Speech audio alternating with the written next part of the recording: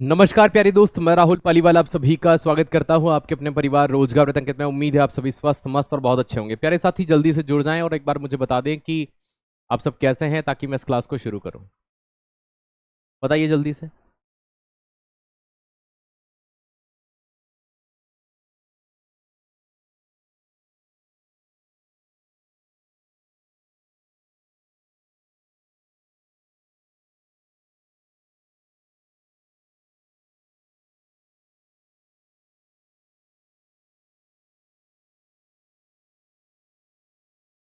Good morning.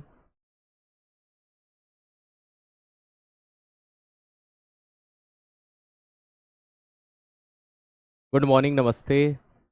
नमस्ते भाई, नमस्ते।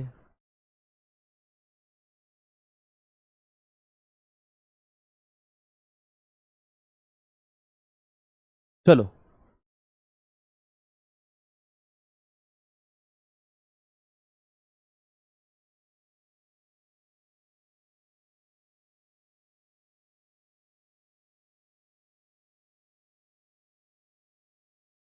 नमस्ते नमस्ते। बिल्कुल बेटा, आपको मैं इतना, जैसे हर टॉपिक के 30 40 प्रश्न इतने करवा दूंगा कि आपको दिक्कत होनी ही नहीं है।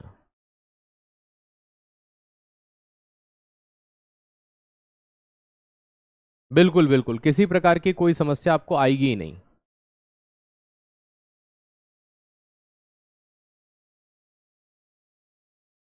कोई भी समस्या नहीं आनी है।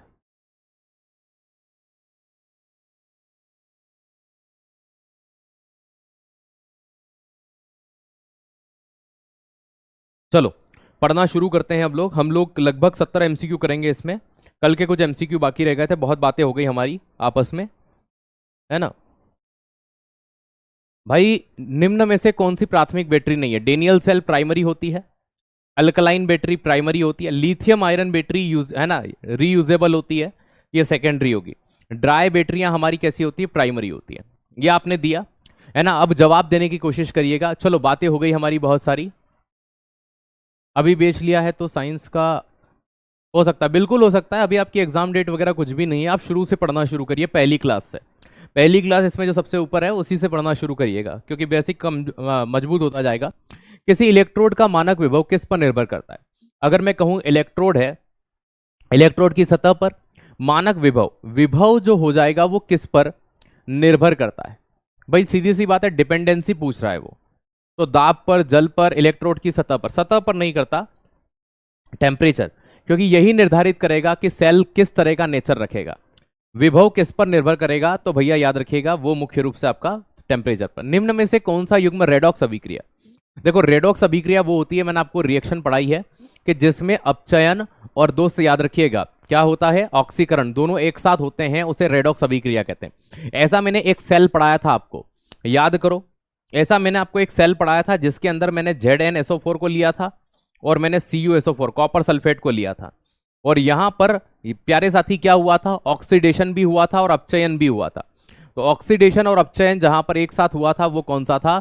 तो प्यारे दोस्त है ना, जिंक और कॉपर। इन्हीं से जिंक और कॉपर यहां से निकले थे। नेक्स्ट, एक सेल में EMF 0 हो, मैंने आपको बताया था अगर EMF 0 होगा तो हम क्या कह सकते हैं? सेल में शुद्ध रासायनिक परिवर्तन नहीं हुआ। माइनस में होगा तो सेल जो है वो खत्म होने वाला है।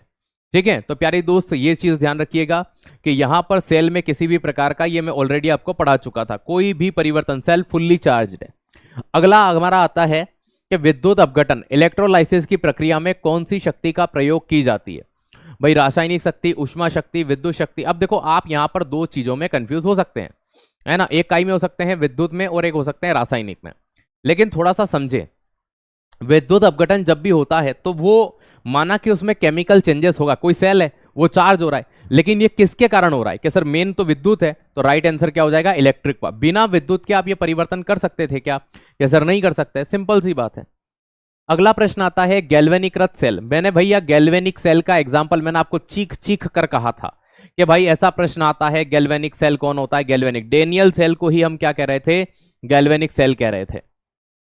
अगला, विद्युत रासायनिक श्रेणी में ऊपर के तत्व का अर्थ, वो हाइड्रोजन के ऊपर और एक हाइड्रोजन के नीचे दो तरह से तत्वों को हमने यहां पर बांटा था। तो ऊपर क्या होती है, ऑक्सीडेशन क्षमता बढ़ती है और नीचे आने पर अपचयन क्षमता बढ़ती है। भाई सिंपल सी बात है, इसी तरह से पढ़ा था हमने कि हाँ सर, है ना, याद रखिएगा। तो ऊपर जाने पर ऑक्सीडेशन क्षमता क्या होगी, बढ़ेगी। यदि किसी गैल्वेनिकृत सेल में विद्युत वाहक बल ईएमएफ ऋणात्मक है, भाई अगर किसी का ऋणात्मक है तो वो E0 से दर्शाया जाता है। और अगर ऐसी कंडीशन में क्या वो सेल काम कर सकता है, माइनस में होगा तो वो सेल स्वतः काम नहीं कर सकता। 0 होगा मतलब वो यूज नहीं किया, और अगर वो नंबर बढ़ रहा है 1 2 3 4 मतलब उस सेल का उपयोग किया जा रहा है। और इस विभव को हम किससे दर्शाते हैं, E0 से दर्शाते हैं। काई से दर्शाते हैं, E0 से। अगला मानक इलेक्ट्रोड विभव, है ना, इसको हम E0 से दर्शाते हैं कि कितना उस पर विभव बाकी है, E0 से दर्शाया जाता है। अगला, निम्न में कौन सा युग्म एक रेडॉक्स अभिक्रिया में ऑक्सीडाइजिंग और रिड्यूसिंग दोनों काम करता है। मैंने अभी आपको पढ़ाया था कि Cu होगा, है ना, ये पढ़ाया था अभी मैंने आपको, कॉपर और जिंक। अभी जस्ट पढ़ा के हम आगे ही बढ़े हैं, कोई ऐसा हुआ भी नहीं। चलो रिपीट हो गया वो। विद्युत अपघटन में गैसों के बनने का क्रम क्या होता है। भाई गैस कैसे बनती है, विद्युत अपघटन जब इलेक्ट्रोलाइसिस होता है तो क्या होता है, जो सबसे, जैसे कि आपने देखा होगा सोडियम और क्लोरीन का जब अगर हम विद्युत अपघटन करते हैं NaCl का, ठीक है, जैसे ये ले लिया तो यहां से 2Na अलग हो जाएगा और साथ में क्लोरीन गैस यहां से रिलीज हो जाएगी। अक्सर हमने देखा है कि सबसे पहली गैस कौन सी निकलती है, हाइड्रोजन निकलती है। ऐसी गैसेस पहले निकल जाएगी जिनका पोटेंशियल कम होता है, मतलब वो सरलता से सबसे पहले बनेगी। जैसे for the example hydrogen, hydrogen सबसे पहले क्यों बनती है, क्योंकि उसका पोटेंशियल कम होता है। तो जो भी गैस होती है ना दोस्त, याद रखिएगा, कम रिडक्शन पोटेंशियल वाली गैस, तो उनका जो पोटेंशियल होता है वो क्या होता है, कम होता है, इस कारण से। अगला, गैल्वेनिकृत सेल में एनोड, भाई कितनी बार बता दिया, कितनी बार बता दिया, एनोड पर क्या होगा, एनोड पर ऑक्सीकरण होता है, जिंक का ऑक्सीकरण, और एनोड से कैथोड की ओर प्रवाह होता है, ऑक्सीडेशन। अगला, निम्न में से कौन सा विद्युत चालक है लेकिन इलेक्ट्रोलाइट नहीं। भाई कतई जहर प्रश्न है ये, कई एग्जाम्स में आता है ना। मैंने इसको कल भी कराया था, लेकिन मैंने ये बताया था ये इलेक्ट्रोलाइट नहीं है, लेकिन आज इसको घुमा के पूछ लिया। विद्युत चालक तो है, मतलब केमिकल की तरह यूज तो करते हैं, HCl CuSO4 NaOH, ये सभी के सभी हमारे क्या होते हैं, इलेक्ट्रोलाइट हैं। लेकिन मरकरी, आपने मरकरी सेल देखा होगा, उसमें इसका उपयोग करते हैं, ये विद्युत का फ्लो तो करेगा लेकिन ये किसी भी तरह का इलेक्ट्रोलाइट नहीं होता है। याद रख लेना, ये इलेक्ट्रोलाइट नहीं है, ये प्रश्न कई एग्जाम में आएगा। कौन होता है आंसर, ऑलवेज मरकरी। मरकरी या जो बटन सेल होता है ना उसका। 35 के बाद 36, डेनियल सेल में कौन सा इलेक्ट्रोड धनायन होता है। डेनियल सेल में कौन सा धनायन होता है, भाई मैंने आपको इलेक्ट्रोड धनात्मक होता है, इलेक्ट्रोड धनात्मक पूछा है, आयन नहीं। एक चीज ध्यान रख लेना, आप यहां पर एनोड और कैथोड मत समझना,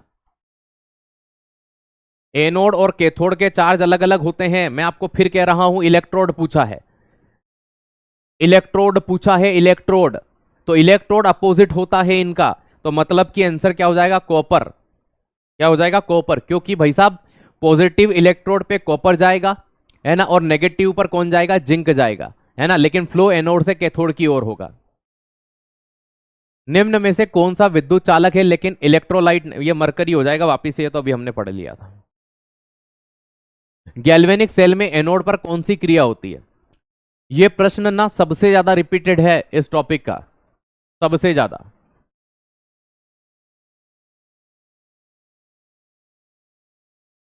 बहुत बढ़िया, तो क्या हो जाएगा भैया, गैल्वेनिकृत सेल में ऑक्सीडेशन होगा। डेनियल सेल में कौन सा इलेक्ट्रोड धनात्मक होता है, ये अभी मैंने कर लिया, शायद रिपीट होगा ये दो प्रश्न। यदि किसी सेल में ई सेल 0, देखो या तो वो बोल दे कि वो 0 है, या वो बोल दे कि भैया ई सेल 0 है ना, या वो बोल दे ई बराबर 0 है, सब एक ही बात है। मतलब कि हम कह सकते हैं कि जो सेल है, ई सेल बराबर क्या हो गया, 0 हो गया, सेल ही 0 हो गया, ये दो चीजें हैं। अभी अब मैं आपको एक प्रश्न समझाता हूं, है ना, मैं अभी आपको एक चीज बताता हूं, समझना।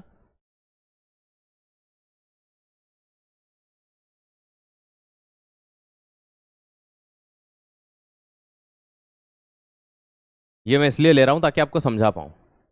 देखो कभी भी ये वर्ड आपको देखने को मिले, ई सेल, ये देखना यहां पर, वहां पर ई सेल, ये शब्द किसको दर्शाता है, ई सेल शब्द 0 होना। इलेक्ट्रोकेमिकल सेल, किसके लिए वर्ड यूज किया जा रहा है? इलेक्ट्रोकेमिकल के लिए। इसका मतलब है सेल में विद्युत धारा। अब यहां पर एक चीज समझना कि अभी थोड़ी देर पहले जो आया था सर, फिर वो क्या था? एक प्रश्न आया था, मैं आपको बताता हूं। ये EMF ये अलग चीज है बेटा, EMF ये अलग चीज है। इसका जीरो होना मतलब सेल जो है वो खत्म हो चुका है। इसका धनात्मक होना जीरो, इसका जीरो होना ये इस बात को समझाता है कि सेल अभी पूर्ण रूप से ऊर्जा में है। सेल क्या है? ऊर्जा में है। ऋणात्मक होना मतलब कि सेल कहीं ना कहीं क्या हो चुका है? खत्म हो चुका है। और यहां पर हमसे जो पूछा गया वो सेल के परिदृश्य में पूछा गया है। किसके परिदृश्य में पूछा गया? सेल में। मतलब कि अगर है ना, किसी में क्या हो चुका है? इलेक्ट्रोकेमिकल जो सेल है वो जीरो। जीरो का मतलब क्या हो गया भाई? है ना, सेल कार्यशील है ना। अगर आप इसको उससे निकालोगे कि जीरो मतलब वो चार्जेबल है, वो अलग चीज है। यहां पर एक छोटा सा सेल वर्ड लिख करके हमारी लंका लगा दी इन्होंने। ई सेल का मतलब ये हो गया कि ऐसा सेल जिसमें अब चार्जिंग के गुण नहीं है। क्या नहीं है? चार्जिंग के गुण नहीं है। अब अगर मान लीजिए ऐसा सेल जिसमें चार्जिंग है, ये छोटे छोटे जो शब्द होते हैं ना, ये हमारी एग्जाम में हमारे दुश्मन होते हैं। देखो ई के बाद उसने क्या करा? आपके दिमाग के साथ खिलवाड़ किया। आपने अभी तक जीरो पढ़ा, नेगेटिव पढ़ा, पर प्लस पढ़ा, वो ई सापेक्ष में पढ़ा।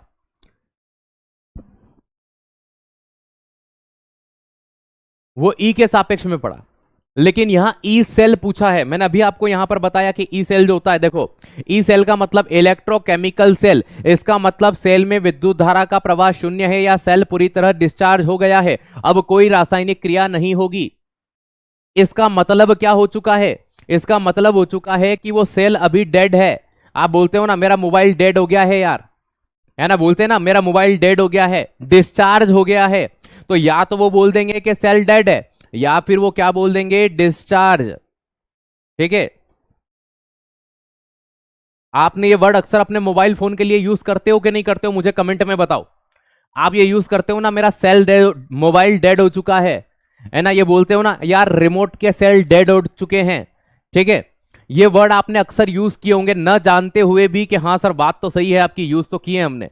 तो ये चीज इस बात को दर्शाती है कि उसके अंदर जितनी भी एनर्जी कन्वर्सेशन वाली है वो जीरो हो गई है। नर्नस समीकरण में लॉग क्या दर्शाता है? नर्नस समीकरण में लॉग क्यू, ये पूरा वर्ड आएगा यहां पर। लॉग क्यू क्या दर्शाता है? ठीक है, लॉग क्यू क्या दर्शाता है? तो लॉग क्यू क्या दर्शाएगा? लॉग क्यू इस बात को बताएगा कि उसका कंसंट्रेशन कितना है भाई। सेल का विभव भाई, ये तो हम इलेक्ट्रिक पोटेंशियल से क्या, टेम्परेचर नहीं भाई। सकेंद्रण प्रभाव, कॉन्सेंट्रेशन इफेक्ट, यही दर्शाता है सकेंद्रण, कि वो किस प्रकार से भैया इफेक्टिव रहेगा, उसका कॉन्सेंट्रेशन किस प्रकार से होगा। तो ये चीज ध्यान रखिएगा। 41 का सी, नर्नस समीकरण निम्न में से किस पर निर्भर नहीं करता? भाई ये मैंने आपको कल भी पढ़ाया था कि नर्नस समीकरण की अगर हम बात करेंगे तो उसमें टेम्परेचर भी आएगा, है ना, उसमें कांस्टेंट भी आएगा, उसमें विभव भी आएगा। क्या क्या आएगा? टेम्परेचर आता है उसके अंदर, गैस स्थिरांक आता है उसके अंदर, और विभव आता है। तो भाई टेम्परेचर आता है, हाँ आता है। गैस कांस्टेंट आता है, आता है। प्रेशर नहीं आता, प्रेशर नहीं आता। सेल का विभव, हाँ विभव बोल दो या सेल का विभव। विभव तो नर्नस समीकरण किसके लिए यूज कर रहे हैं? इसी के लिए ना।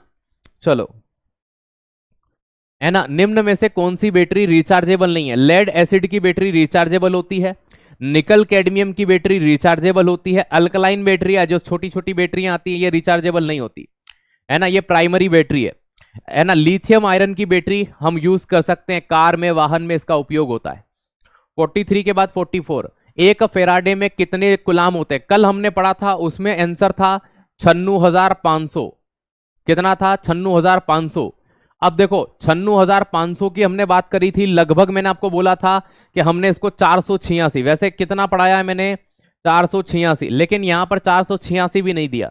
ये एग्जामिनर हमारे साथ यूं ही खिलवाड़ करेंगे, लेकिन जो 96,000 की सीरीज होगी वही हमारा क्या होगा? सही जवाब होगा। दोस्त याद रखिएगा, जो हमारा 96,000 की सीरीज होगी वही सही जवाब होगा। किसी इलेक्ट्रोलाइट का समतुल्य चालकता, देखो इलेक्ट्रोलाइट की चालकता कब बढ़ेगी? मैंने कल भी बताया था का इलेक्ट्रोलाइट की जो चालकता बढ़ेगी, है ना, समतुल्य चालकता बढ़ती है। कब बढ़ती है? सांद्रता बढ़ाने पर। कब बढ़ती है? चालकता कब बढ़ती है? जब उसकी सांद्रता बढ़ती है। चालकता, ये अगर वर्ड आता तो उसकी सांद्रता बढ़ने पर, कल पढ़ा था हमने इसको। लेकिन अगर आज की बात करें 45 में, तो equivalent conductivity and electrolyte increase.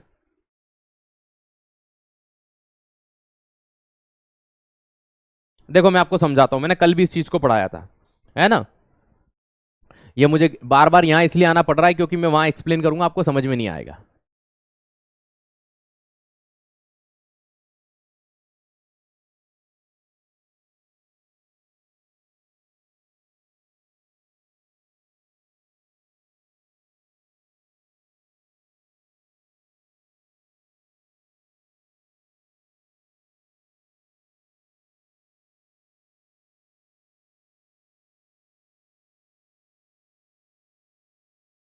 देखो,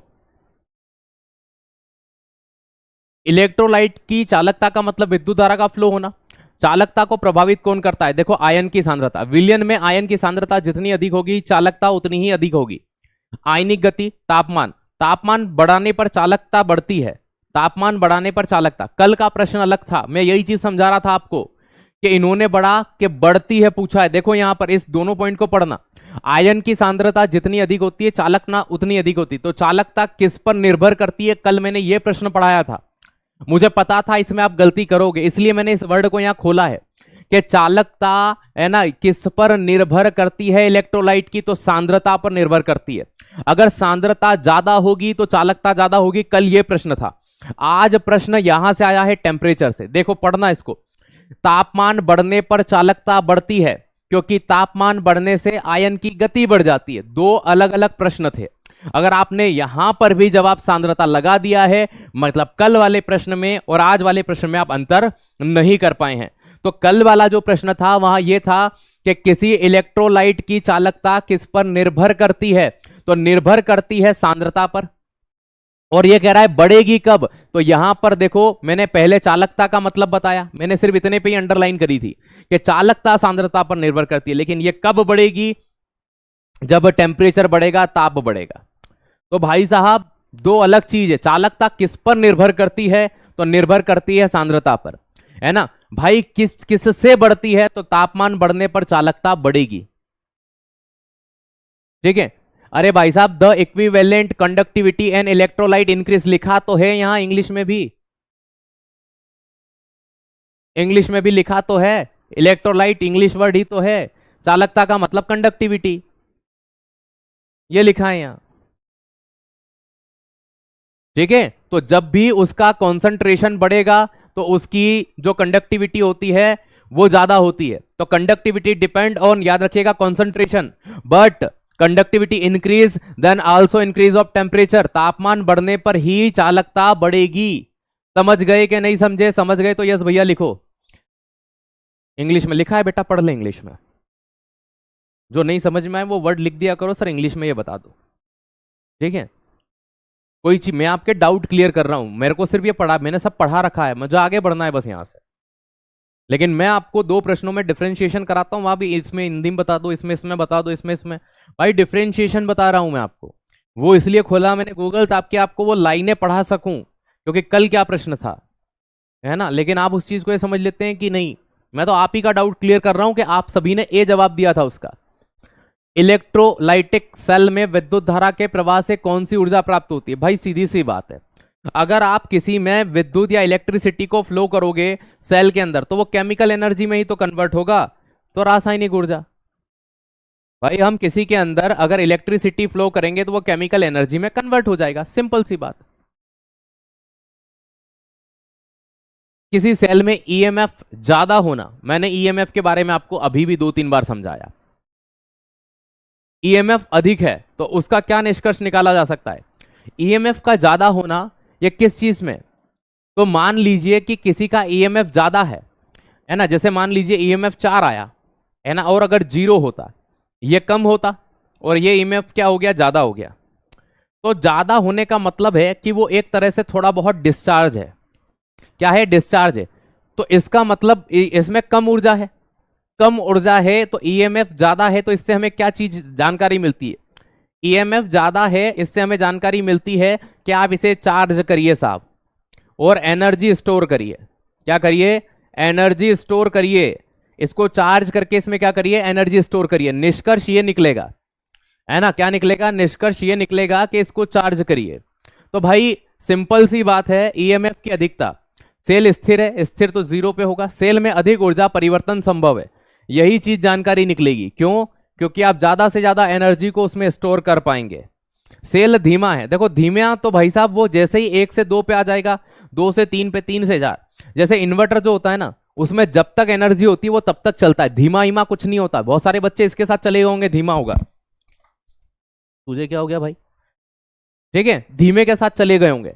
अरे भाई धीमा कैसे हो सकता है? धीमा तो वो बिल्कुल बंद हो जाएगा तब। इन्वर्टर देखो डिस्चार्ज होता है तब धीमा होता है, वो टू टू बोल जाता है, लेकिन जब तक वो डिस्चार्ज नहीं होता, भले उसकी एनर्जी धीरे धीरे धीरे धीरे कम होती जाती। जैसे हम कभी कभी आपकी क्लास लेते, लाइट नहीं होती, हम आपको बोलते भाई इन्वर्टर जब तक सर्वाइव करेगा।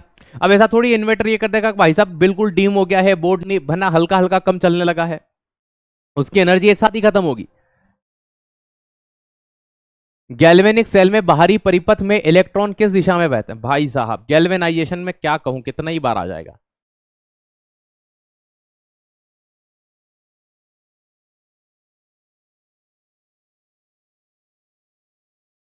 ऑलवेज एनोड से कैथोड की ओर। एक इलेक्ट्रोलाइसिस सेल में यदि 2 फेराडे चार्ज प्रवाहित किया जाए तो कॉपर सल्फेट घोल में कितने ग्राम तांबा होगा? कॉपर की क्वांटिटी नहीं दी है, प्रश्न निकालेंगे कैसे अपन? अच्छा नीचे दी गई है, ये यहां दे रखी है। जब भी इस तरह की क्वांटिटी, देखो ये एक की क्वांटिटी कितनी दी है इन्होंने? 63.5, है ना। कितने का पूछा है? 2 का। 2 का गुणा कर दो, 5 दूना 10, 3 दूना 6 और 1 7, 127, 127 ग्राम। मैं वही सोच रहा हूं कि क्वांटिटी नहीं दी है, निकालेंगे कैसे? डबल कर दो बस उसका। भाई 3 पूछता तो 3 का गुणा, 10 पूछता तो 10 का गुणा, 50 पूछता तो 50 का गुणा। निम्न में से किस इलेक्ट्रोड का मानक विभव सबसे अधिक ऋणात्मक होगा? क्या बात है भाई, बहुत शानदार। फिर सोच लेना भाई साहब, ये पूछा इन्होंने इलेक्ट्रोड का मानक विभव। इलेक्ट्रोड मतलब वो छड़, है ना। कॉपर की छड़ तो पॉजिटिव होगी, आयरन की छड़ भी पॉजिटिव होती है, इसकी नेगेटिव होती है, लेकिन जिंक से ज्यादा नहीं होती, क्योंकि जिंक ऑक्सीडेशन से बनता है, और ऑक्सीडेशन जहां पर हो रहा है मतलब समझ जाना वो रोड सबसे ज्यादा नेगेटिव वाली होगी, तो जिंक। वैसे कॉपर और जिंक से ही बनता है यहां पे प्रश्न। नर्नस समीकरण में प्रयुक्त लॉग का आधार क्या होता है? लॉग का जो आधार होता है, देखो आप चाहे पीएच स्केल में जाएं तो आयन को रिप्रेजेंट करने के लिए हम लॉग का जो बेस मानते हैं वो 10 मानते हैं, मतलब 10 की पावर पे चढ़ाते हैं उसको। किस पे चढ़ाते हैं? चाहे आप नर्नस्ट समीकरण के अंदर जाएं, यहां पर भी जो लॉग होता है उस लॉग की वैल्यू को हम 10 से ही इंगित करेंगे, मतलब जो पावर बतानी होती है वो 10 के ऊपर चढ़ाते हैं। तो right answer option number C. अगला, एक गैल्वेनिक सेल में ईएमएफ 0 हो जाएगा। ईएमएफ 0 हो गया मतलब वो सेल कंप्लीटली चार्ज हो गया। ईएमएफ 0 होने का मतलब क्या हो जाता है? वो कंप्लीटली चार्ज है, तो सेल चालू है, सेल तो चालू ही रहेगा भाई। संतुलन, संतुलन प्राप्त हो गया है, अब वो सेल कंप्लीटली 100% इलेक्ट्रिक एनर्जी को 100% केमिकल एनर्जी में कन्वर्ट कर चुका है। अब आप उसको यूज कर सकते हैं। देखो वही चीजें बार बार घुमा घुमा के आती है। कौन सा यौगिक मजबूत इलेक्ट्रोलाइट नहीं है? मजबूत इलेक्ट्रोलाइट कौन सा नहीं है? पानी में देखो, पानी में सबसे सरलता से घुलने का गुण रखेंगे वो जो हमने बनाए हैं, है ना। NaCl प्रकृति प्रदत्त है, HCl है, KNO3 है। ये CH3 ये एक वीक एसिड है, दुर्बल अम्ल है, ये एक दुर्बल अम्ल होता है, वीक एसिड है। और जो वीक होते हैं, जो वीक एसिड होते हैं वो पानी में इजीली H+ आयन नहीं देंगे, तो याद रखिएगा ये कम मात्रा में H+ आयन देता है। तो H+ आयन रिलीज, है ना, in less quantity in water, है ना, CH3COOH। सर ए भी तो हो सकता है बेटा, अगर अपना डाउट बोल रहे हो तो आगे प्रश्न का नंबर लिखो, ठीक है। किसका बोल रहा है बच्चा? ए हो सकता है? नहीं हो सकता ना। मुझे एक बात बताओ, एक बच्चा बोल रहा है सर ए भी हो सकता है, सेल चालू है। मुझे एक बात बताओ कि जो पूरा चार्ज है वो भी सेल चालू है, जो आधा चार्ज है वो भी आपका मोबाइल फोन देखा है आपने कभी? 100% होता है तो भी चलता है, 90% होता है तो भी चलता है, वो 1% तक आपका मोबाइल चलता है। तो सेल चालू होने का मतलब ये होता है कि उसमें इलेक्ट्रिसिटी, केमिकल से विद्युत, विद्युत से केमिकल चेंज हो रही है। और ईएमएफ जीरो होने का मतलब ये है कि वो कंप्लीट चार्ज है। दोनों में डिफरेंस है ना, चार्ज होना और एक भाई साहब सेल चालू होना, दोनों में अंतर है, दोनों में डिफरेंशिएशन है। समझो आप, आपका जैसे मोबाइल की बैटरी 100 पे भी चलेगी, 90 पे मोबाइल चल रहा है ना, 1% तक चलता है वो, तो चालू तो भैया यहां से यहां तक है। यहां पर ये पूछ रहा है जीरो तब होता है जब वो 100% चार्ज हो जाएगा। 100% चार्ज मतलब वो संतुलन में आ जाएगा। दिखने में सरल है लेकिन थोड़ा सा देखो मतभेद है बातों में। चालू होना अलग चीज है, चालू तो वो वैसे भी रहेगा 50% पे भी, है ना, 70 पे भी, 30 पे भी, 20 पे भी, 1% तक पे भी वो चालू रहेगा, जब तक कि उसकी 100% केमिकल एनर्जी, 100% है ना इलेक्ट्रिक एनर्जी, विद्युत ऊर्जा में न बदल जाए, तब तक वो ये काम करता रहेगा। वो चालू तो है, तो चालू नहीं लगा सकते। आइए, विद्युत चालकता किस पर निर्भर नहीं करती? भाई करंट का फ्लो होना। मुझे एक बात बताओ, सीधी सी बात है, एक नॉर्मली आप एक चीज देखो कि एक लोहे का तार है, अगर वो लोहे का तार यहां से मैं करंट छोड़ूं उस लोहे के तार में, तो वो तार गर्म होगा कि नहीं होगा? कैसे गर्म होगा? लोहे का तार गर्म होगा तो करंट कम जाएगा, पहली चीज। इस लोहे की तार की जगह, है ना, ये टेम्परेचर तो तापमान, लोहे की तार की जगह में चांदी का तार लगा दूं, करंट ज्यादा जाएगा कि नहीं जाएगा? कैसे जाएगा? तो पदार्थ की प्रकृति पर, पदार्थ की प्रकृति, नेचर ऑफ एलिमेंट या नेचर ऑफ मैटर, पदार्थ की प्रकृति पर। अगली चीज, अगर एक पतला तार है और एक मोटा तार है तो करंट के फ्लो में डिफरेंस आएगा कि नहीं आएगा? कि सर आएगा। तो आकार या फिर शेप, या आप उसे आयतन भी कह सकते हो, वॉल्यूम भी कह सकते हो, वॉल्यूम पर, ठीक है, इन पर डिपेंड करेगा। और अगर आप सेल की बात कर रहे हो, अगर वो आपका सेल है तो सेल में डिपेंड किस पर करता है? सांद्रता पर। मैंने अभी थोड़ी देर पहले कहा था, है ना, कॉन्सेंट्रेशन की बात कर रहे हैं, सांद्रता या कॉन्सेंट्रेशन पे डिपेंड करता है। मैंने अभी थोड़ी देर पहले आपसे क्या कहा था? कॉन्सेंट्रेशन, सांद्रता। सांद्रता अगर ज्यादा होगी तो विद्युत में आयन का फ्लो ज्यादा होगा, चालकता ज्यादा होगी। लेकिन चालकता बढ़ती किससे है? तो टेम्परेचर से, वो अलग चीज हो जाती है।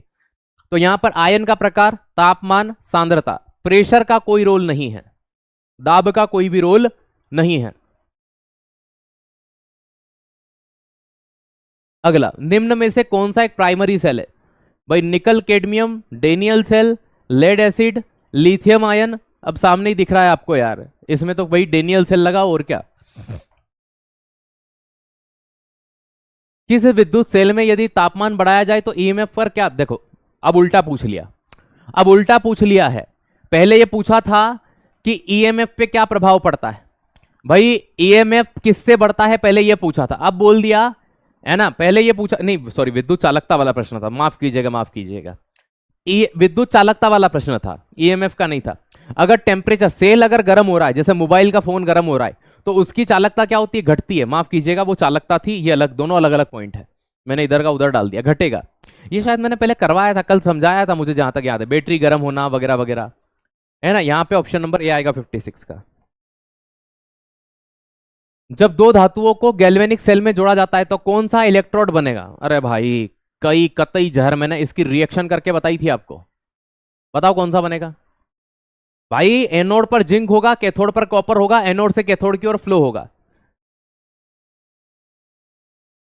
ये नहीं भी देते ना ये, तो भी हम कर लेते हैं। अगला 58, एक इलेक्ट्रोलाइटिक सेल में अपघटन की मात्रा किस पर डिपेंड करती है? अपघटन का मतलब समझते हो ना? बहुत बढ़िया, ठीक है। डिकम्पोजिशन, अपघटन किस पे डिपेंड करेगा? वो टूटेगा कैसे? वोल्टेज, करंट, समय, आवेश, टोटल चार्ज कितना है। क्योंकि भैया जितना एनोड की तरफ से आएगा उतना ही तो वो, देखो, जितना ऑक्सीडेशन होगा उतना ही रिडक्शन होगा। भाई अगर मुझे, आप ये समझिए, अगर मैं आपसे कहता हूं आप 100 रुपए में आपको देता हूं सामान लेके आओ, तो आप अधिकतम कितने रुपए का सामान ला सकते हो? 100 रुपए का। तो भाई डिपेंड किस पे कर रहा है? प्राइस का। 1000 देंगे तो 1000 का, 500 देंगे तो 500 का, 10 रुपए देंगे तो 10 रुपए का। तो यहां पर मेन चीज होती है चार्ज, आवेश। बैटरी चार्ज करने की प्रक्रिया में कौन सी ऊर्जा का रूपांतरण होता है? अब ये तो मैंने अभी इस बार भी 2 बार बता दिया है, अब आगे का आप बता दो। भाई किसी भी बैटरी को चार्ज करते हैं तो क्या, कहां क्या होता है ना। बैटरी चार्ज करना, देखो उल्टा हो जाता है, बैटरी का उपयोग करना होता है ना, बैटरी उपयोग करना होता, यूज करना होता। तो यूज करना होता बैटरी को, तो केमिकल चेंज होती इलेक्ट्रिक में। और अगर पूछा है बैटरी चार्ज हो रही है तो विद्युत जा रही है केमिकल में, इलेक्ट्रिक एनर्जी जा रही है केमिकल एनर्जी के अंदर।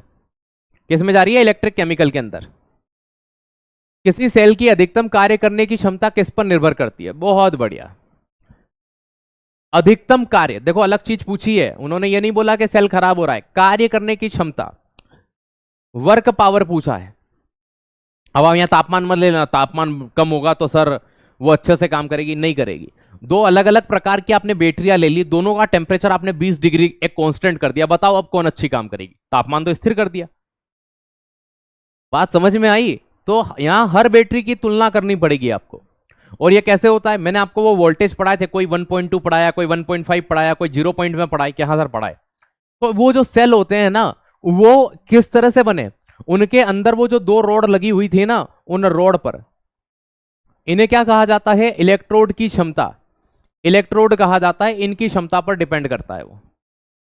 नेक्स्ट, यदि Cu2 प्लस और Cu बराबर 0.345 वोट और 0.76 वोट हो तो सेल का ईएमएफ क्या होगा? देखो इस तरह का कभी प्रश्न आए, घबराना नहीं, घबराना नहीं।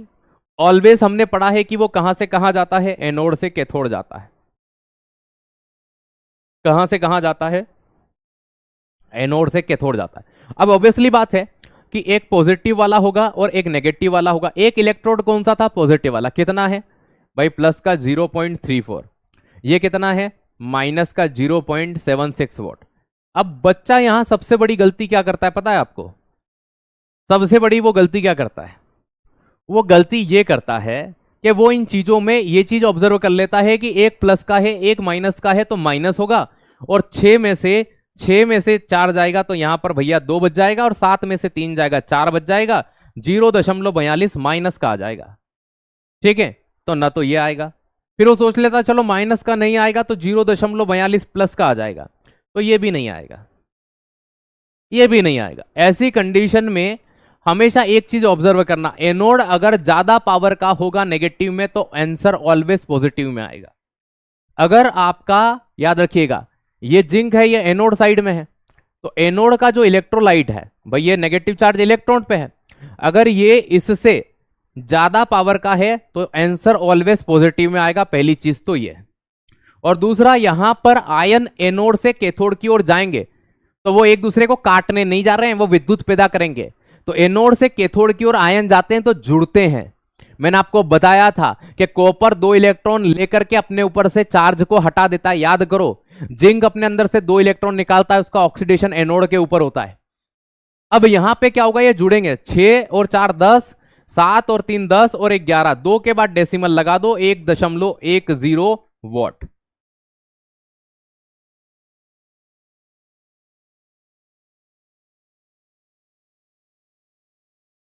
नेक्स्ट, E बराबर E0 minus 0.0591 upon n, log Q में एन क्या होता है भाई? ये इक्वेशन है, नर्नस्ट समीकरण बोलते हैं इसको। एन क्या होता है भाई? एन होता है नंबर ऑफ इलेक्ट्रॉन। एन क्या होता है? Number of electron. तो एन क्या होगा?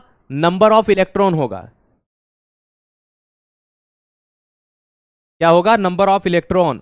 ये इक्वेशन है, बाकी इसके है ना, याद रखिएगा, ये मान होते हैं। हाँ, इसको याद रख लेना है ना कि नर्नस समीकरण क्या होती है, तो ये एक इक्वेशन एक बार पढ़ लेना इसको अच्छे से। ये नर्नस समीकरण, इसमें लॉग क्यू क्या होता है, E0 क्या होता है, ये सब मैंने अभी पहले प्रश्न करवाई। ये नर्नस समीकरण, ये एन क्या होता है ये यहां पूछ लिया। उच्च चालकता के लिए निम्न में से कौन सा उपयुक्त स्थिति है? बताओ। उच्च चालकता अभी थोड़ी देर पहले ही बताया है मैंने, जहां तक मुझे ध्यान है, मैंने शायद ये यहीं पे खोल देता हूं। ये देखो कहां गया? तापमान बढ़ने पर चालकता बढ़ती है, अभी कराया था, प्रश्न की भाषा बदल दी इन्होंने बस। तो राइट आंसर क्या लगाओगे? टेम्परेचर। कम तापमान पर घटेगी, डिक्रीज होगी। एक इलेक्ट्रोलाइटिक सेल और गैल्वेनिक सेल में क्या अंतर? भाई साहब गजब, बताइए।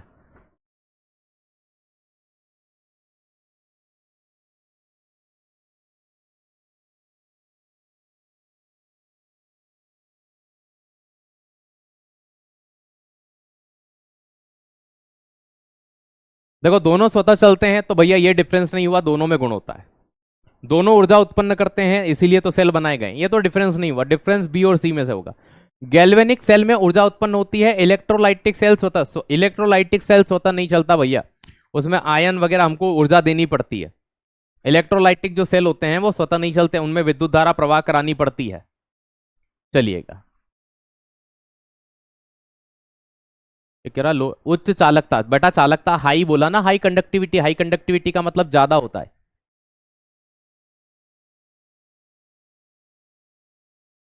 विद्युत अपघटन में सबसे पहले कौन सी गैस निकलती है? सबसे हल्की गैस हाइड्रोजन, है ना। अभी 2 बार बता दिया मैंने इस प्रश्न को। पहले ये बताया था कि भैया कौन सी गैस किस कारण से निकलती है। ईंधन सेल में किस गैस का उपयोग होता है? फ्यूल, ईंधन सेल याद आ रहा है, ईंधन सेल, फ्यूल सेल याद आ रहा है ना। इसको मैंने बताया था आपको, ईंधन सेल को एक नाम से जानते, प्रश्न पूछा जाता है, मैंने वहां बोला भी था आपको कि एग्जाम में इसको 2-3 नाम से पूछ सकते हैं। H2O2 सेल भी बोलते हैं, है ना, H2O2, H2O2 फ्यूल सेल भी बोल सकते हैं आप, है ना, या फिर सीधा फ्यूल सेल के नाम से भी एग्जाम में प्रश्न कर सकते हैं। चाहो तो मेरी क्लास उठा के देख लेना, मैंने बता रखा है आपको। Option number B. Cell potential की इकाई क्या होती है भाई साहब? ये तो मैंने आपको 2-3 बार पढ़ा रखा है। सेल पोटेंशियल 1.2 वी, वी लिखते हैं ना, वी का मतलब क्या होता है? वोल्ट। ये एम्पियर मत लगा देना, इससे विद्युत धारा का मापन होता है, विद्युत धारा, इलेक्ट्रिक करंट।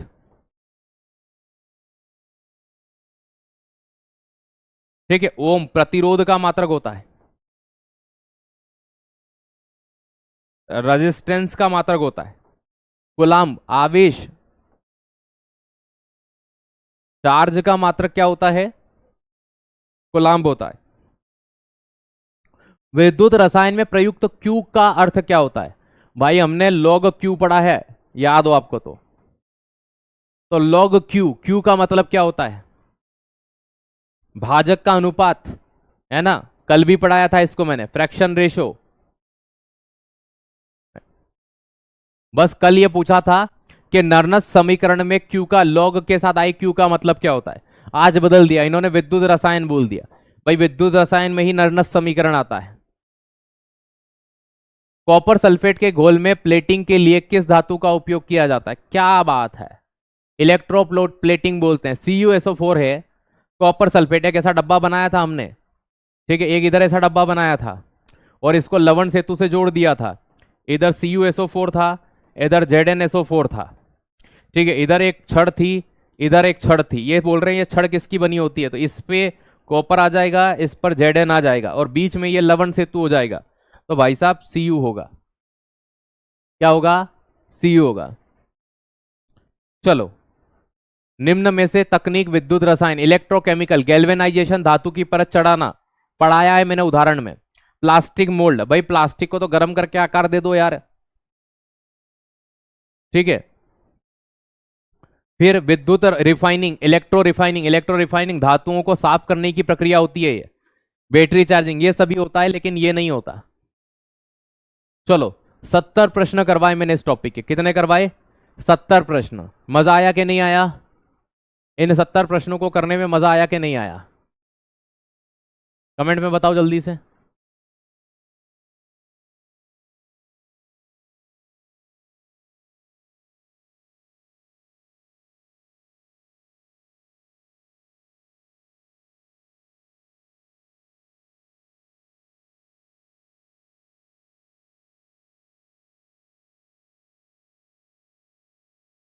आप, मैंने 30-40 बोला था, मैंने 70 करवा दिए। देखो जहां प्रश्न बनने की संभावना थी वहां मैं लेके आ गया, जिस टॉपिक में, ठीक है। अब आप सोचो, मुझसे आप कहते हो ना सर आप प्रैक्टिस सेट करवा दो, मुझे एक बात बताओ, क्या मैं अगर प्रैक्टिस सेट भी करवाता तो इस टॉपिक के 70 से ज्यादा प्रश्न किसी टॉपिक में आ सकते थे क्या? मुझे एक बात बताओ, है ना, आप कह रहे हो ना sir practice set practice set, मुझे एक बात बताओ बस इतनी, कि क्या मैं इस टॉपिक के 70 प्रश्न किसी भी कंडीशन में क्या मैं करवा सकता था किसी प्रैक्टिस सेट के अंदर? एक टॉपिक के 30-40 प्रश्न में करवा सकता था क्या? आप मुझे एक बात बताइए, क्या सोच रहे हो? मैं सोच रहा हूं कि अभी 20 मिनट बाकी हैं, तो जो टॉपिक की हेडिंग है वो पढ़ लेते हैं, मैं ये सोच रहा हूं। आप एक मुझे एक बात बताइए, आप जो है ना इतने दिन से सर आप करवाओ आप करवाओ, मुझे एक बात बताओ, प्रैक्टिस सेट में अधिकतम 15-16 प्रश्न हो सकते हैं एक दिन में? हर टॉपिक के बाद आपको कम से कम 40 प्रश्न करवा रहा हूं, हर टॉपिक के कम से कम 40 प्रश्न, है ना? तो मैंने आपको पहले ही कह दिया था, अगर मैं उधर आपके साथ नहीं जुड़ पा रहा हूं, क्योंकि देखो बर्डन बहुत रहता है कभी कभी, तो हर एक टीचर का हर जगह पॉसिबल, आप है ना इस तरह का ध्यान रखा करो कि अगर कोई ऐसा क्यों करते हैं आरडब्ल्यू परिवार में कि आपके प्रैक्टिस सेट कोई और टीचर करवाते हैं और पढ़ाता कोई और है, ऐसा क्यों किया जाता है पता है? ऐसा इसलिए किया जाता है क्योंकि दो टीचर दो अलग अलग माइंडसेट के साथ काम करते हैं। हो सकता है कि मैं कोई चीज आपको किसी चीज से समझाऊं, वो सर किसी और चीज से समझा दे, तो तरीका जो होता है ना, कभी कभी वो चीजें मायने रख जाती हैं, इसलिए प्रैक्टिस सेट में टीचर अधिकांशतः दूसरे लिए जाते हैं, है ना? जो मोस्ट प्रोबेबल ऐसा होता है, लेकिन नहीं हो रहे हैं तो कोई दिक्कत नहीं है फिर तो। लेकिन आप घबराइए मत, नया टॉपिक शुरू करते हैं हम लोग।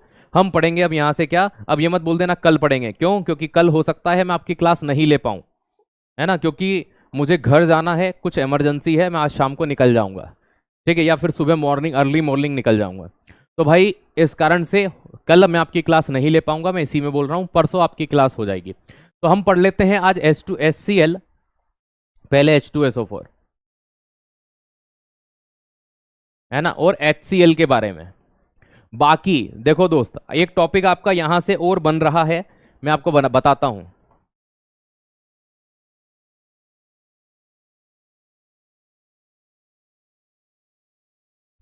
टॉपिक की अगर मैं बात कर रहा हूं तो आपका नया टॉपिक चल रहा है ये, है ना? एक आप इसके लिए एसिड, बेस एंड सॉल्ट, एक टॉपिक मैंने पहले करा दिया है ना? ऊपर प्लेलिस्ट में है, अम्ल क्षार एवं लवण। तो उसे पहले आप एक बार अच्छे से पढ़ लेना, अम्ल क्षार और लवण को, है ना? ऐसा नहीं है कि सिर्फ हमें यही पढ़ना है, हमें वो भी पढ़ना है। मैं सीधा आता हूं H2SO4 के ऊपर। किसके ऊपर आता हूं? H2SO4।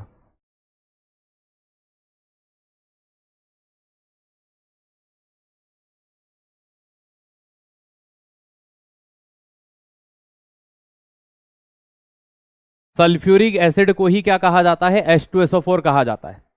सिलेबस कब खत्म होगा? अरे देवता, कल की क्लास देख लेना, उसमें बताया था। एक दिन पहले की देख लेना, उसमें बताया था। एक दिन पहले की देख लेना, उसमें बताया था। रोज आकर के ये पूछ लेना कि सिलेबस कब खत्म हो जाएगा, अभी कर देता हूं लो, ठीक है? जाओ सो जाओ, सिलेबस खत्म। अब आप कहोगे छल गुच्छे में है। अरे भाई रोज एक ही चीज क्या आके पूछ के चले जाते हो? सिलेबस भाई पढ़ते ना, रोज क्लास लेते तो शायद ये चीज नहीं करते। ये तो नहीं करते कि सर आज हम क्या नया पढ़ेंगे, कभी ये पूछा है किसी टीचर के साथ? नहीं। सर हम क्या करें, तो हम कितनी देर पढ़े तो हमारा, बस एक ही चीज कब खत्म खत्म खत्म। भाई बोल दिया है, ये आपका दो टॉपिक और बच रहे हैं अब, है ना? एक टॉपिक एक दिन का है, दो टॉपिक 2 दिन के हैं, ठीक है? अगर इस शनिवार रविवार तक में कर देंगे, नहीं तो मंडे के दिन एक क्लास और हो जाएगी। दो टॉपिक आपके और बच रहे हैं। इसके अलावा सल्फ्यूरिक एसिड की बात करते हैं। भाई इसे कहते हैं ऑयल ऑफ विट्रियोल, है ना? इसके अन्य नाम पढ़ते हैं, अदर नेम। तो इसके अन्य नाम में क्या क्या नाम आते हैं? ठीक है, ऑयल ऑफ विट्रियोल, ठीक है? हिंदी में गंधक का अम्ल,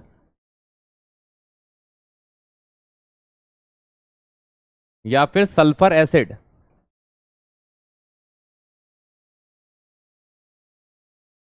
भैया को तेजाब कहते हैं,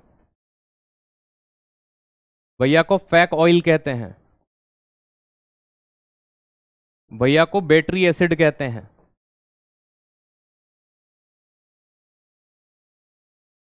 भैया का एक और पसंदीदा नाम बड़ा फेमस है, क्या बोलते हैं? मेटिलिंग एसिड।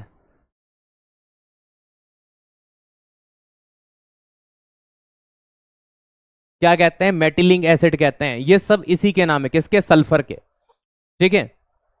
H2SO4 के। H2SO4 के कुछ महत्वपूर्ण बिंदु और याद रखिएगा।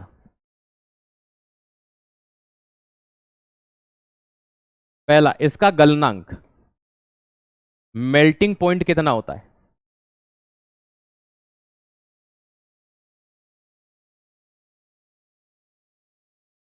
इसका क्वथनांक, बॉइलिंग पॉइंट कैसा होता है, ठीक है, इसका घनत्व,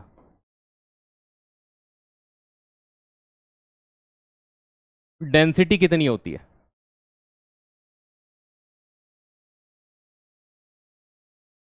परमाणुकता, एटोमोसिटी कितनी है इसकी। तो देखो कितने पर द्रव अवस्था में आ जाता है, कितने पर यह पिघल जाता है, तो 10 डिग्री सेंटीग्रेड इसका गलनांक बिंदु होता है। क्वथनांक कितने पे उबलने लगता है, 337 डिग्री इसका क्वथनांक बिंदु होता है, ना 300। डेंसिटी कितनी होती है, घनत्व 1.84 ग्राम प्रति सेंटीमीटर की घात 3, ठीक है, 1 दशमलव, चलिए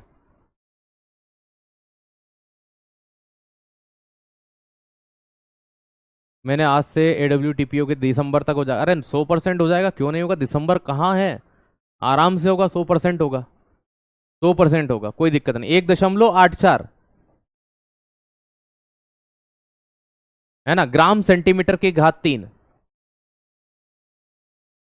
ये सीधे प्रश्न पूछेंगे कि H2SO4 का गलनांक क्या होता है, क्वथनांक क्या होता है, घनत्व क्या होता है, सीधा पेपर में छपेगा। परमाणुकता कितनी होती है, एक प्रश्न और आ सकता है इससे, H2SO4 का द्रव्यमान कितना होता है,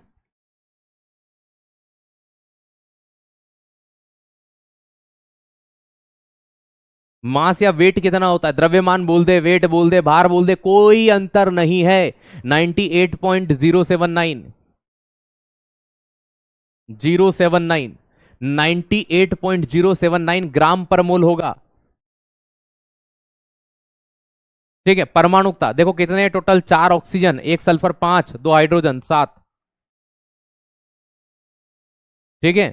कैसे निकाला, हाइड्रोजन कितने थे, 2, ऑक्सीजन कितना था, 4, सल्फर कितना था, 1, टोटल मिलाकर के 7, 7 परमाणु से मिलकर बना है। कितने परमाणु से, 7 परमाणु से मिलकर बना है। चलो, है ना। अब H2SO4 के बारे में अगली चीज,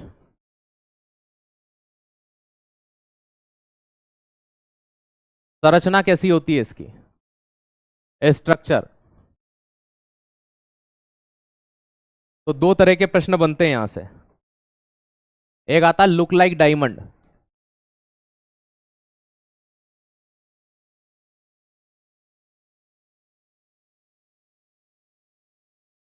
हीरे के समान, और दूसरा हीरे की संरचना कैसी होती है, तो चतुष्फल की है।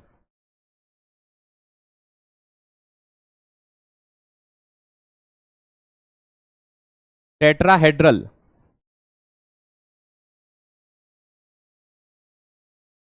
है ना। ये मत समझना हीरा दिखता है वैसा दिखेगा, नहीं, दिखने की बात नहीं हो रही, जो कार्बन की संरचना होती है उसकी बात हो रही है। और ये क्यों होता है, क्योंकि हीरे में भी sp3 संकरण था, इसमें भी sp3 संकरण होता है।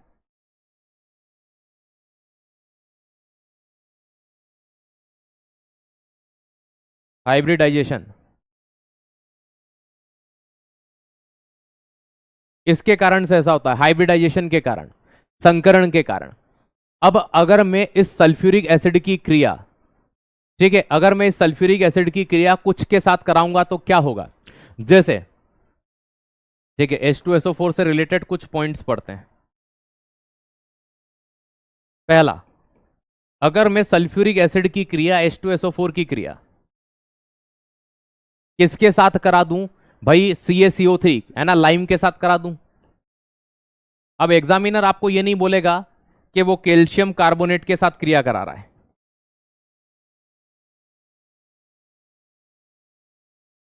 वो आपका दिमाग खराब करेगा, वो बोलेगा अंडे का कवच, क्योंकि अंडे का कवच किसका बना होता है, ठीक है, कैल्शियम कार्बोनेट का, इसके साथ क्रिया कराएंगे तो क्या बनेगा, कैल्शियम सल्फेट बनेगा कि क्या बनेगा, भाई Ca और इधर से SO4, CaSO4 हो जाएगा, जिप्सम बोलते हैं जिसको, और साथ में पानी जुड़ जाएगा इसमें, तो CaSO4 प्लस H2O, इसे हम क्या बोलते हैं, कैल्शियम सल्फेट,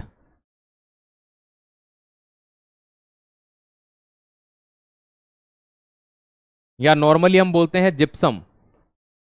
तो जब भी कैल्शियम कार्बोनेट के साथ H2SO4 की क्रिया होती है, है ना, तो क्या बनता है कैल्शियम सल्फेट, जिसे हम जिप्सम कहते हैं।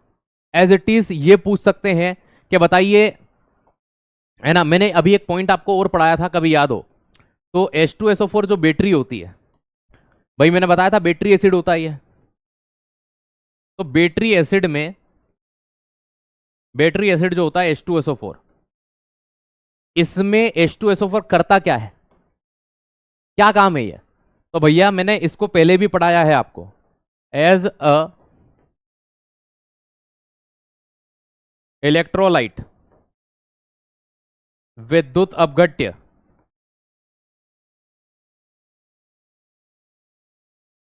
के रूप में। तो जो बैटरियां होती है उनके अंदर H2SO4 को क्यों डालते हैं, क्योंकि ये बैटरी होती है इसलिए डालते हैं।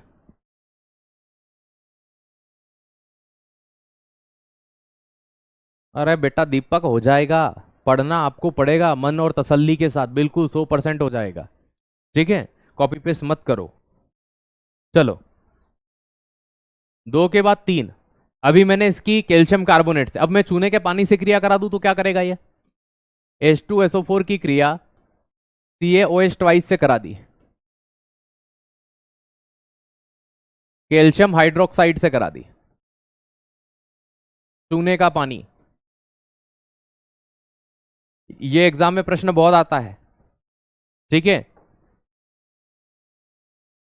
क्या करा दी, CaOH ट्वाइस से करा दी। तो भैया यहां पर क्या बनेगा, यहां पे क्या बनेगा, यहां पे भी वही बनेगा कैल्शियम सल्फेट, CaSO4 यहां से आ जाएगा, CaSO4 कैल्शियम सल्फेट बन गया, बचा क्या H2O, 2 बार OH है, 2 बार ऑक्सीजन है, और CaSO4 यहां चले गया, 2 हाइड्रोजन है, 2 और 2 4 हाइड्रोजन हो जाएंगे, तो 2H2 और 2 ऑक्सीजन हो जाएंगे। भैया यहां पे भी क्या बन गया, जिप्सम बन गया, सेम चीज, चाहे कैल्शियम, फिर कैल्शियम कार्बोनेट में CO3 भी था ना यार, यहाँ माफ कीजिएगा, यहाँ मैंने गलत लिख दिया, गलती हो गई, ठीक है, CaSO4 तो बनेगा, H2O भी बनेगा, ठीक है, H2 और O बनेगा, यहां से गैस निकलेगी CO2, भाई यहां से एक ऑक्सीजन यहां आ गया तो CO2 गैस, पूरा सही है, कोई गलती नहीं है, बस एक गलती हो गई मुझसे, कार्बन डाइऑक्साइड मैंने नहीं लिखा, इक्वेशन मैंने बैलेंस नहीं करी। मैं गिन लेता हूं, कार्बन एक बार है, ऑक्सीजन 2 बार है, एक 3 बार है, कैल्शियम एक बार है, SO4 एक बार है, हाँ अब बैलेंस है। यहां से कौन सी गैस निकलती है, कार्बन डाइऑक्साइड गैस निकलती है।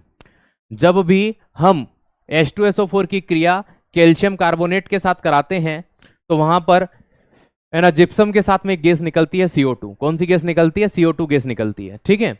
लेकिन जब सिर्फ चूने के पानी के साथ कराते हैं तो ये प्रोडक्ट बनेगा एज इट इज। जो अगर हम मैं बात करूं आपसे नंबर 4, मैं H2SO4 सल्फ्यूरिक एसिड की क्रिया Zn के साथ कराता हूं जिंक के साथ, तो ये ZnSO4 जिंक सल्फेट बनेगा। देखो यहां पे 3 प्रश्न बन गए आपके, ठीक है, ZnSO4 और हाइड्रोजन गैस, है ना, H2SO4 की क्रिया किसके साथ कराने पर हाइड्रोजन गैस बनती है, किसके साथ कराने पर CO2 गैस बनती है, तो CaCO3 के साथ कराओगे तो CO2, और Zn जिंक के साथ कराओगे तो कौन सी, हाइड्रोजन गैस बनेगी। तो भैया हाइड्रोजन गैस कब बनेगी, जब आप उसकी क्रिया किसके साथ कराओगे, जिंक के साथ, तो यहां पर क्या बनेगा, जिंक सल्फेट बनेगा, क्या बनेगा, जिंक सल्फेट। तो भाई यहां पे जो प्रोडक्ट बन जाता है वो क्या बन जाता है, जिंक सल्फेट बन जाता है। इस तरह के जो अम्ल होते हैं H2 उन्हें डाई बेसिक एसिड कहते हैं, क्या कहते हैं, डाई, द्विक्षारकी अम्ल। प्रश्न पूछ ले सकते हैं आपसे कि है ना, H2SO4 किस प्रकार का अम्ल है ना, द्विक्षारकी अम्ल, क्या बोलते हैं इंग्लिश में, डाई बेसिक एसिड, क्या बोलते हैं, डाई बेसिक एसिड। तो ये कैसा एसिड है, द्विक्षारकी अम्ल होता है, डाई बेसिक एसिड होता है। तो द्विक्षारकी अम्ल के रूप में हम किसे जानते हैं, हम H2SO4 को जानते हैं। आप सभी प्यारे साथी बहुत अच्छे से जानते हैं कि H2SO4 निर्माण की जो विधि है ना, जिसमें मैंने कैटेलिस्ट V2O5 पढ़ाया था आपको, उत्प्रेरक में याद आया, संपर्क विधि।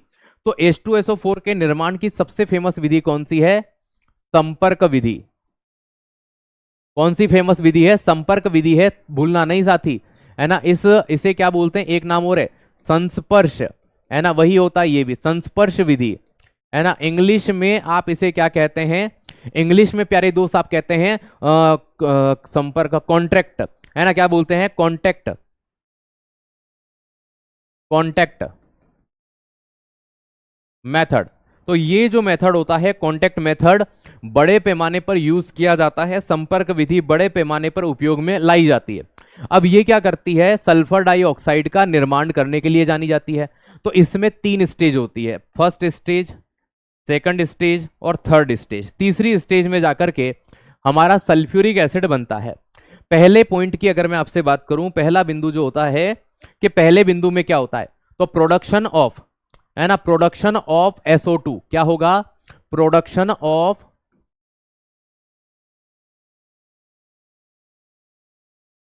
CO2, sorry SO2, sulphur dioxide. Sulphur dioxide का निर्माण क्या होगा, सल्फर डाइऑक्साइड का निर्माण।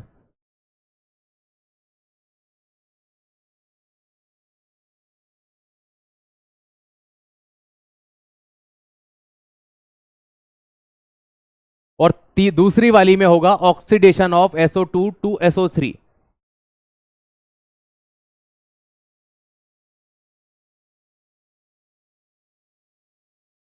मतलब सल्फर डाइऑक्साइड से सल्फर ट्राइऑक्साइड बनेगा और ये SO3 होगा, conversion of SO3 into H2SO4, है ना।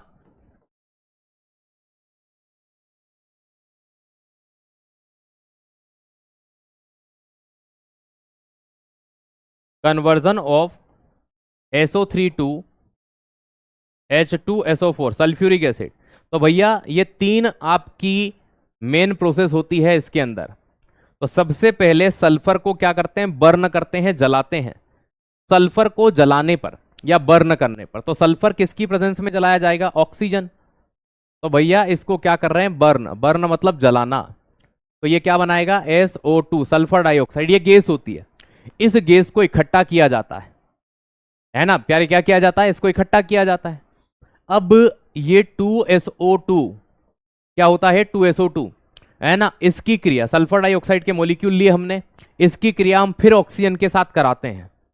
और यहां पर एक कैटलिस्ट होता है V2O5 कि हाँ सर ये आपने पढ़ाया था, ठीक है। इसको हम गर्म करेंगे लगभग 1075 डिग्री सेंट, है ना, सॉरी केल्विन पे, काई पे, केल्विन पे। जब हम इसको गर्म करते हैं तो यहां बनता है 2SO3, क्या बनेगा, 2SO3। और यहां पर साथ में ऊष्मा उत्पन्न होती है, हीट उत्पन्न होती है, बहुत ज्यादा गर्मी निकलती है, क्योंकि टेम्परेचर देख लो कहां जा रहा है, 1075। अब ये जो SO3 है, ये जो SO3 है, इसकी क्रिया हम एक बार पुराने H2SO4 जो हमारे पास रखा होता है उससे करवाते हैं। तो H2SO4 क्यों करवाते हैं, क्योंकि ये कॉन्सेंट्रेट होता है, मतलब सांद्र होता है। तो इस सांद्र वाले से अभिक्रिया कराते हैं। क्या बनता है यहां पर बनता है ना, ऑल्कम। क्या बनता है, OLCUM, ऑल्कम बनेगा। सर ये ऑल्कम क्या होता है, ये वो मेन प्रोडक्ट है जो H2SO4 आगे बनाएगा, H2S2O7। क्या बनता है, H2S2O7, ये प्रोडक्ट बनता है। अब जब हम इस H2S2O7 की क्रिया पानी के साथ कराते हैं तो आपका जो प्रोडक्ट बनता है वो होता है 2H2SO4 सल्फ्यूरिक एसिड।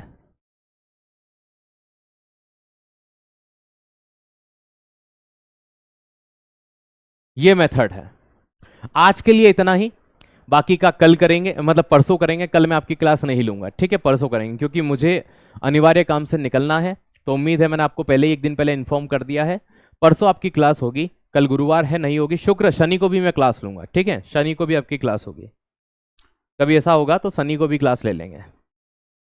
वैसे मैंने आपको बोला हुआ था कि आपका सिलेबस बहुत जल्द खत्म होने वाला है, कुछ ज़्यादा बचा नहीं है, बस इसके उपयोग बचे हैं। और HCl पढ़ना है तो शुरुआत के 15 मिनट में हो जाएगा, और नया टॉपिक भी कल, मतलब परसों नया टॉपिक भी शुरू कर लेंगे। तो आज के लिए इतना बहुत है, रिवीजन करिएगा अच्छे से। Thank you so much.